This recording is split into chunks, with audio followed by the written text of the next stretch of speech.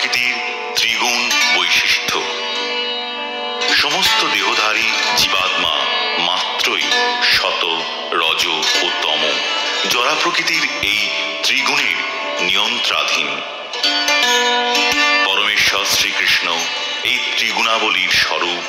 আমাদের ওপর সেগুলির ক্রিয়াকলাপ, মানুষ কিভাবে সেগুলিকে অতিক্রম করে এবং যে মানুষ অপ্রাকৃত স্তরে অধিষ্ঠিত তার লক্ষণাবলী ব্যাখ্যা করেছেন। শ্রী ভগবান উবাচ পরম ভূয়ঃ প্রবক্ষ্যামি জ্ঞানানাং জ্ঞানমুত্তমম যদ্ধ্যাত্বা মুনয়ঃ সর্বে পরাম সিদ্ধিমিতো গতাঃ। পরমেশ্বর ভগবান বললেন, পুনরায় আমি তোমাকে সমস্ত জ্ঞানের মধ্যে সর্বোত্তম জ্ঞান সম্বন্ধে বলব, যা জেনে মুনিগণ এই জড় জগৎ থেকে পরম সিদ্ধি লাভ করেছিলেন। ইদম জ্ঞানম উপাশ্রিত্য মম সাধর্ম্যমাগতাঃ সর্গেপি নোপজায়ন্তে প্রলয়ে ন ব্যথন্তি চ।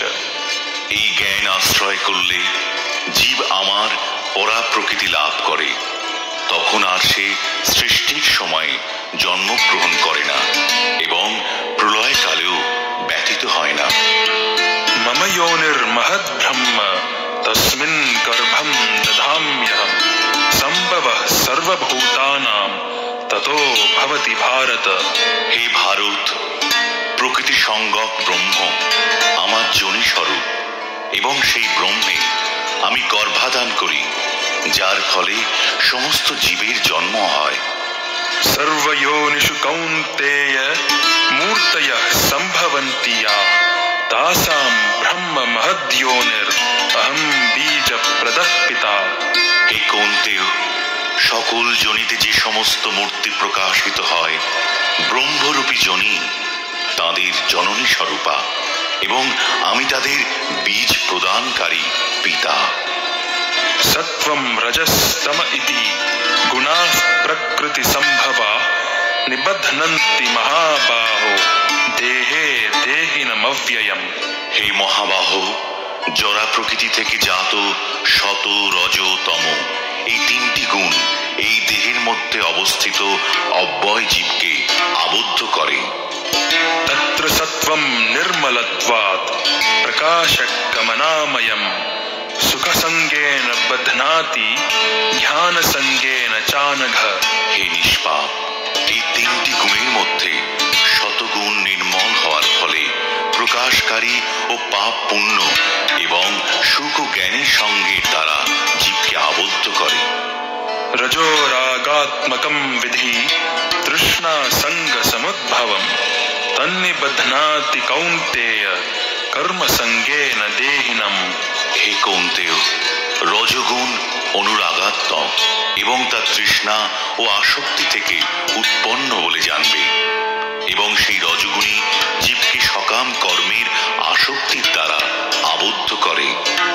তমস্ত্বজ্ঞানজম বিধি মোহনম সর্বদেহিনাম প্রমাদ আলস্য নিদ্রাভিস তন্নিবধ্নাতি ভারত। হে ভারত, অজ্ঞানজাত তমগুণকে সমস্ত জীবের মোহনকারী বলে জানবে। সেই তমগুণ প্রমাদ, আলস্য ও নিদ্রার দ্বারা জীবকে আবদ্ধ করে। সত্ত্বম সুখে সঞ্জয়তি রজঃ কর্মণি ভারত জ্ঞানমাবৃত্য তু তমঃ প্রমাদে সঞ্জয়ত্যুত।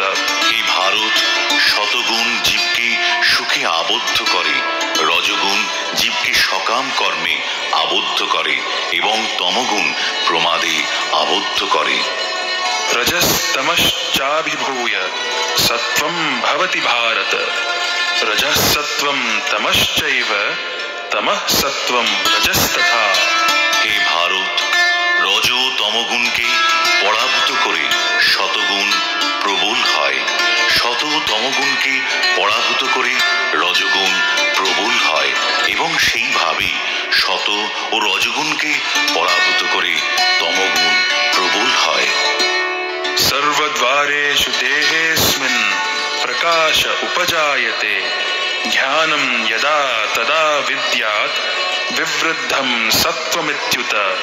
যখন এই দেহের সব কয়টি দ্বারে জ্ঞানের প্রকাশ হয় তখন শতগুণ বর্ধিত হয়েছে বলে জানবে।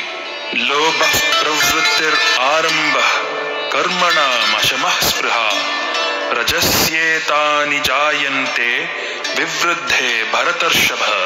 হে ভরত শ্রেষ্ঠ, রজগুণ বর্ধিত হলে লোভ, প্রবৃত্তি, কর্মে উদ্যম ও দুর্দমনীয় স্পৃহা বৃদ্ধি পায়।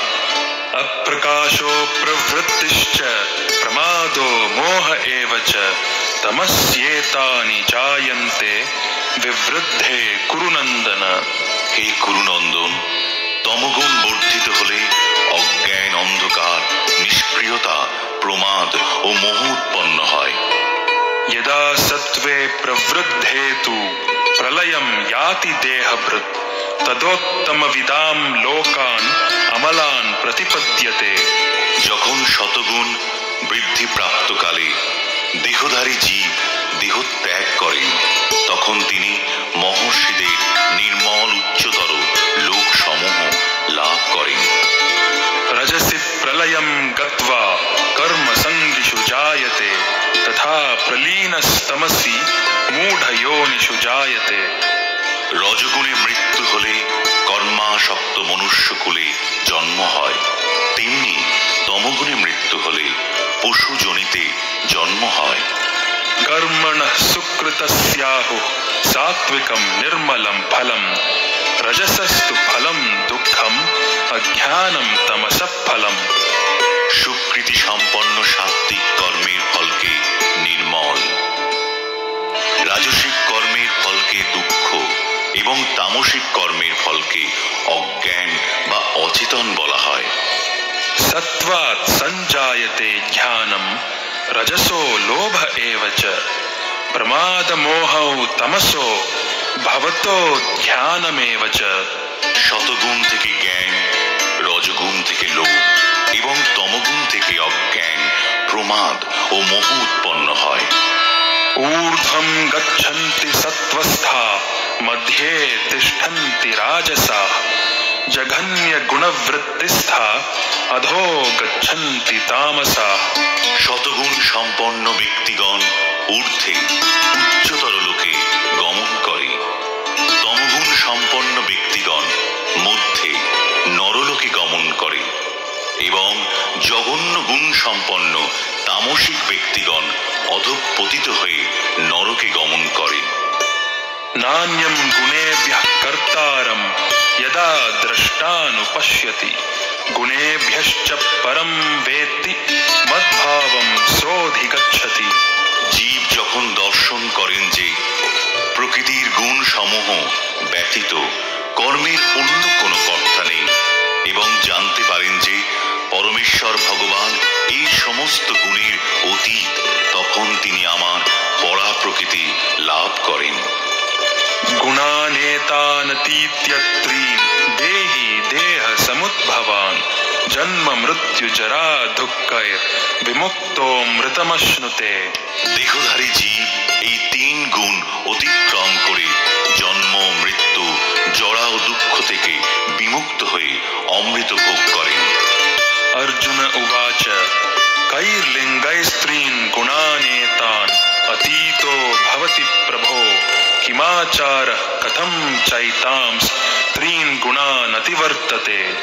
অর্জুন জিজ্ঞাসা করলেন, হে প্রভু, যিনি এই তিনটি গুণের অতীত তিনি কি কি লক্ষণ দ্বারা জ্ঞাত হন, তার আচরণ কি রকম এবং তিনি কিভাবে এই তিন গুণ অতিক্রম করেন। श्री भगवान् उवाच प्रकाशं च प्रवृत्तिं च मोहमेव च पाण्डव न द्वेष्टि सम्प्रवृत्तानि न निवृत्तानि काङ्क्षति। उदासीनवदासीनो गुणैर्यो न विचाल्यते गुणा वर्तन्त इत्येवं योऽवतिष्ठति नेङ्गते। समदुःखः सुखः स्वस्थः समलोष्टाश्मकाञ्चनः तुल्यप्रिया प्रियो धीरस् तुल्यनिन्दात्मसंस्तुति। प्राणयोस्तुल्यो मित्रारिपक्षयो सर्वारंभ परित्यागी गुणातीतः स उच्यते।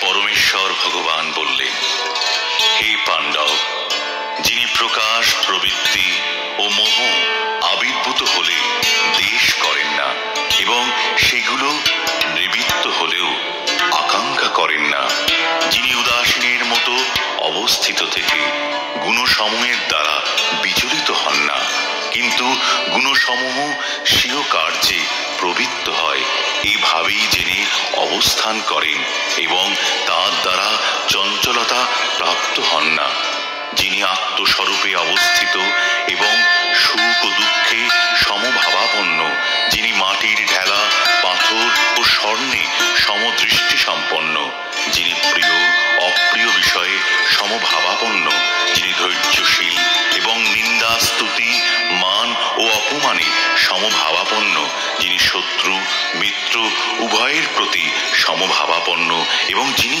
সমস্ত কর্মোদ্যম পরিত্যাগী, তিনি গুণাতীত বলে কথিত হন। मां च यो व्यभिचारेण भक्ति योगेन सेवते सगुणान् समतीत्यैतान् ब्रह्म भूयाय कल्पते।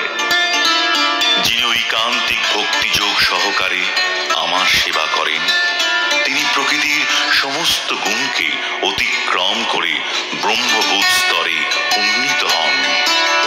ब्रह्मणो हि प्रतिष्ठाहम् अमृतस्य व्ययस्य च शाश्वतस्य च धर्मस्य सुखस्य एकान्तिकस्य च। আমি নির্বিশেষ ব্রহ্মের প্রতিষ্ঠা বা আশ্রয়, অব্যয় অমৃতের, শাশ্বত ধর্মের এবং ঐকান্তিক সুখের আমি আশ্রয়।